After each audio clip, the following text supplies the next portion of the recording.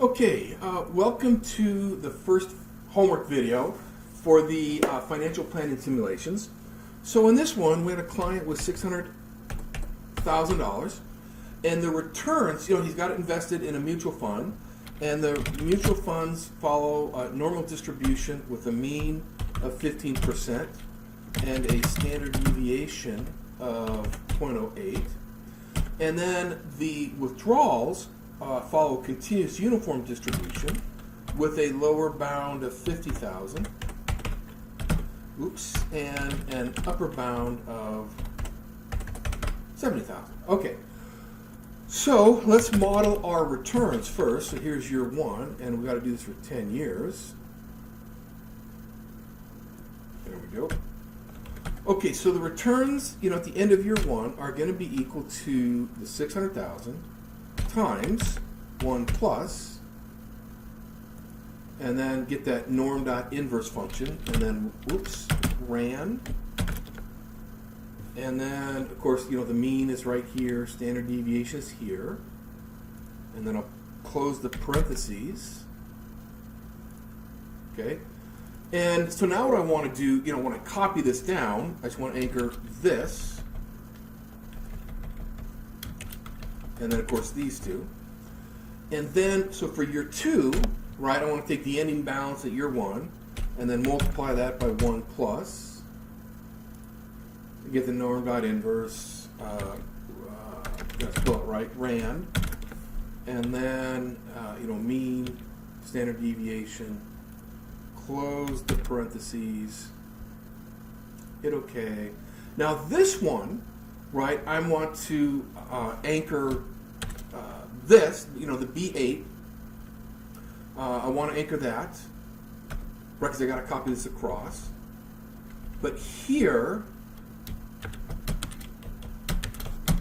I want anchors on both, because I need to copy, for the normal distribution, I have to copy that across and down.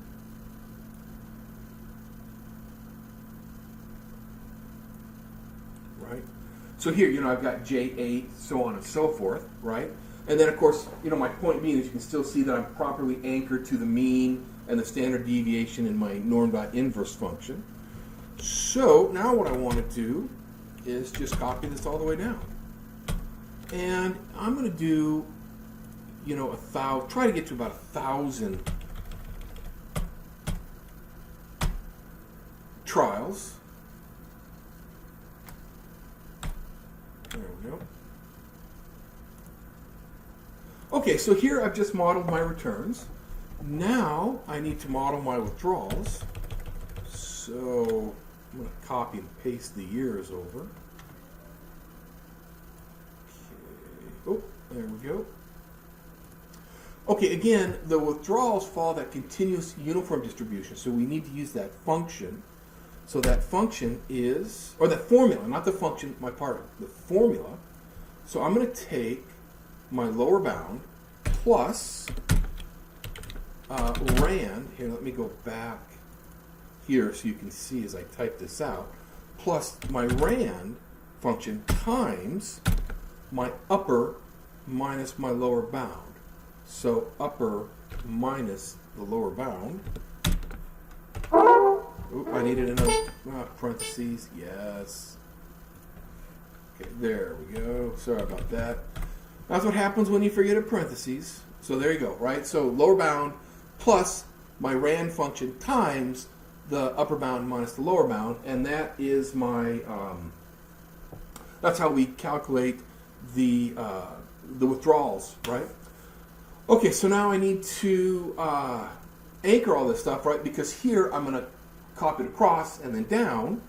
So I want to, whoa, I don't need a 0 in there. So I need to anchor everything. Okay.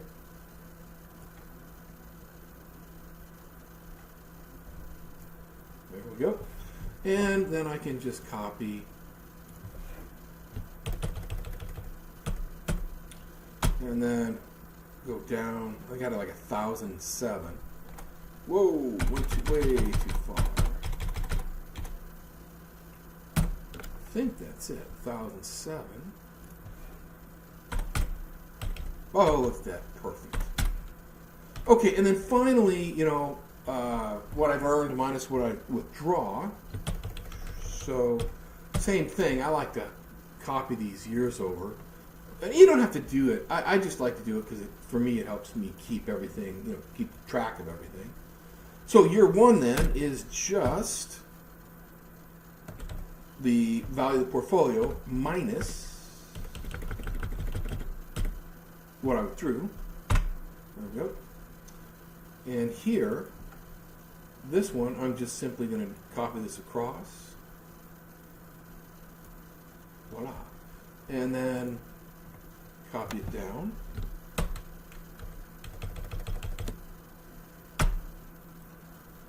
And again, get to 1007. Whoa. It's not fast enough.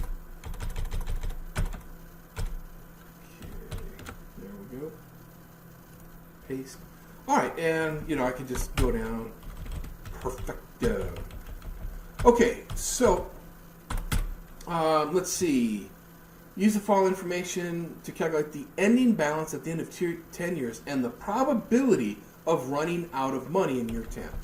Okay, so, in here, I'm really not asking you to calculate all those summary statistics. You're more than willing to do it. Even though I didn't ask you to, I would just calculate the mean. Seems to me that this is a pretty important number when a client wants to know if he or she will run out of money. Right? What's the average balance at the end of 10 years? About 2.5 million. So, doubt they're going to run out of money.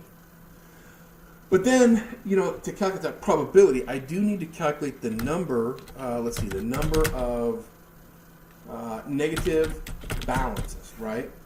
Hopefully I don't have any. Right, so for this one, I'm going to use that COUNTIF function. Oops, COUNTIF. There it is. Okay, so I want Excel to, so this is my range, the year 10 ending balances, right? And then I want Excel to count all of the balances that are less than 0. Remember, for this one, you have to use those double quotes. I'm not really sure why. Less than 0, double quotes. Hit OK. And so there are none. So, since the number of negative balances is 0, the probability of running out of money is going to be 0, right? Because, and I'll show that to you. Here's my probability. Right, as we said before, the probability is just this number divided by the count of all my trials. Right, and so 0 divided by anything is 0. So there you go. So the probability of running out of money, for this particular client, the probability of running out of money is 0. Okay, well there you go. There is problem 1.